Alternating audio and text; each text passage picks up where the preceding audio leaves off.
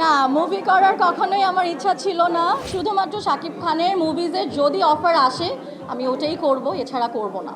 ওনাদের জন্য অনেক বড় বড় অ্যাক্ট্রেস আছেন, আমাদের মতন ছোটোখাটো ব্র্যান্ড প্রমোটারদের সাথে ওনাদের মুভি করার দরকার নাই। কলেজ লাইফ থেকে অনেক এরকম মুভিজ নাটকের অফার পেয়েছি। তখনকার যুগে মা বাবারা মনে করতেন যে মিডিয়া জগৎটা হয়তোবা একটু শেডি বা ডার্ক। না, মুভি করার কখনোই আমার ইচ্ছা ছিল না।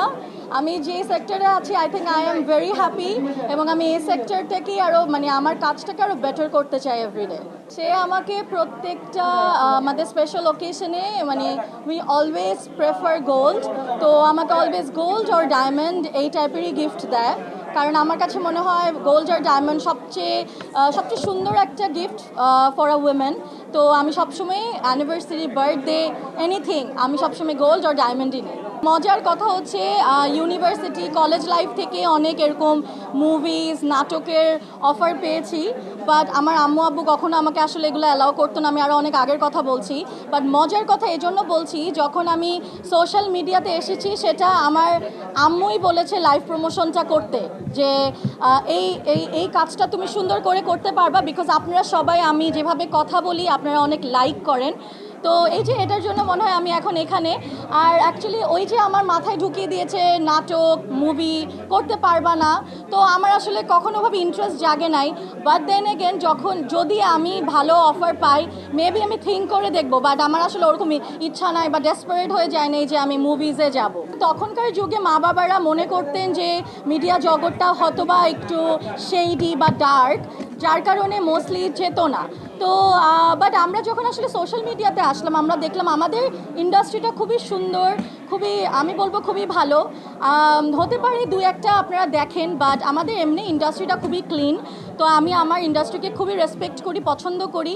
এখন তাই ওরা একটু এখন ওদের মধ্যে বিশ্বাসটা আছে যে না হয়তোবা সে করতে পারবে, সে এখন একটা পজিশনে চলে গিয়েছে, নিজের গ্রাউন্ডটা শক্ত করেছে, এখন হয়তোবা তারা কিছু বলবে না। ইনফ্যাক্ট আমাকে মাঝে মাঝে ওর মাও বলে নাটকের অফার পাইলে করতে পারিস। আমি এখন বললে হবে না, যখন টাইম ছিল বলো নাই।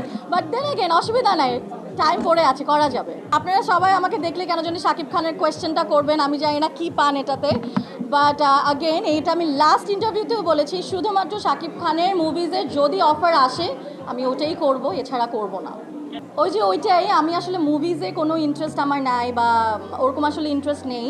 তো বাট যেহেতু উনি মেগা স্টার, তো এই অপরচুনিটি লুজ করা যাবে না। সো পেলে একটা ভালো ক্যারেক্টার করাই যায়, সমস্যা নেই। ওনাদের জন্য অনেক বড় বড় অ্যাক্ট্রেস আছেন, আমাদের মতন ছোটোখাটো ব্র্যান্ড প্রমোটারদের সাথে ওনাদের মুভি করার দরকার নাই। এজন্যই বললাম যে শাকিব খানের মুভিতে যদি একটা ব্র্যান্ড প্রমোটারকে অফার দেওয়া হয় তো সেটা তো আমি নিবই, রাইট? কিন্তু ইন জেনারেল সবার সাথে করার জন্য মুভি আমি করবো না, because that is not my sector.